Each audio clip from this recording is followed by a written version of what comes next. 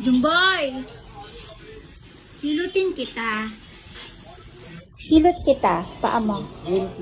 Sige na. Hilot kita. Oh, hilot lang. Doon tayo sa kama. Ha? Doon tayo sa kama. Bakit ko hihilutin mo lang naman ako dun pa sa kama? Eh, syempre, paano kita mahihilot na maayos? Kung nandyan ka nakahiga, dapat doon tayo sa may kama para magandang lapat ang paghilot ko sa'yo. Dali na. Okay naman yung lapat dito ah. Bakit kailangan pa sa kama?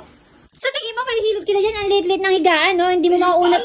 Oh, hindi mo maunat ng maayos yung paa mo.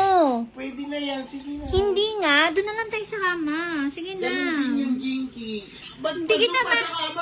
Mamaya may gawin ka pa. Okay na dito. Hindi nga kita mahihilot ng maayos dyan. Mas maganda nga doon sa may kama para maganda yung pagkakahilot ko sa'yo.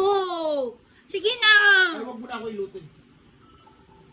Magpapahilot ka o hindi? Ano? Magpapahilot ka o hindi? Magre-reklamo ka? Hindi kita lulutuan pagkain mamaya. Hindi ka dito matulog sa bahay. Umuwi ka sa nanay mo. Sige, ano? Tara na. Dun sa Yan. Re-reklamo ka pa. Papayag ka rin naman eh. Daya mong daldal eh.